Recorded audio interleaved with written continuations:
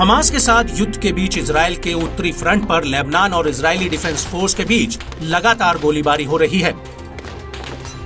Lebanon की तरफ से हिजबुल्लाह बार बार रॉकेट और मिसाइल हमले कर रहा है और इस सब के बीच ऐसी पूरी संभावना बनी हुई है कि हमास के साथ हिजबुल्लाह भी इस जंग में कूद सकता है।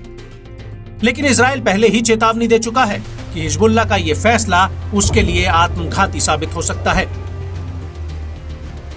लेकिन बड़ा सवाल यह है कि इजराइल की फौज के आगे आखिर हिजबुल्लाह कितना ताकतवर साबित हो सकता है।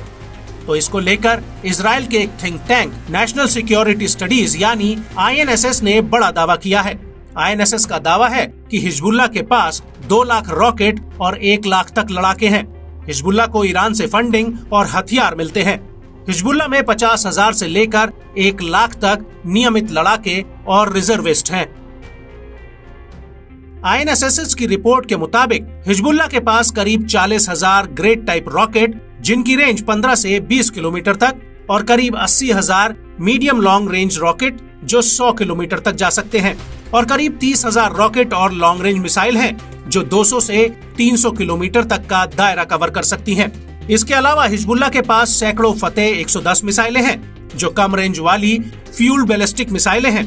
इन मिसाइलों को ईरान ने बनाया है। ये मिसाइलें 500 किलोग्राम तक विस्फोटक GPS आधारित नेविगेशन तकनीक से ले जा सकती हैं। इन मिसाइलों की सटीकता और विध्वंसक क्षमता काफी ज्यादा है।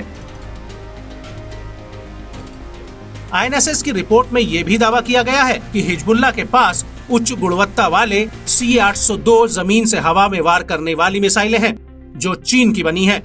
इसके अलावा हिजबुल्लाह के पास रूस की याकोट और उन्नत किस्म वाली कॉर्नेट एंटी टैंक मिसाइल भी हैं जो मोटर बम और एंटी एयरक्राफ्ट मिसाइल SA-17 और SA-22 वेरिएंट को लॉन्च करने में सक्षम है। ये मिसाइलें ड्रोन और हेलीकॉप्टर्स को उड़ा सकती हैं। लेकिन हकीकत में हिजबुल्लाह के पास कितने और कौन कौन से हथियार मौजूद हैं, इसका कोई आधिकारिक आंकड़ा मौजूद नहीं है। वहीं इजराइल पर हमले को लेकर अमेरिका से लेकर मिडिल ईस्ट के कई देश हिजबुल्लाह को इस युद्ध से दूर रहने के लिए कह रहे हैं।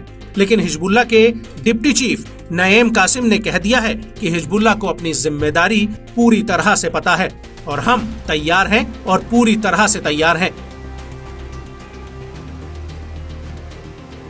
वहीं इजराइल के रक्षा मंत्री योव गैलेंट का कहना है कि IDF को उत्तरी फ्रंट पर हिजबुल्लाह का सामना करने के लिए तैयार रहना है क्योंकि हिजबुल्लाह हमास से 10 गुना ज्यादा ताकतवर है और यही वजह है कि अब इजराइल अपने उत्तरी फ्रंट पर भारी संख्या में फोर्स और हथियारों की तैनाती कर रहा है।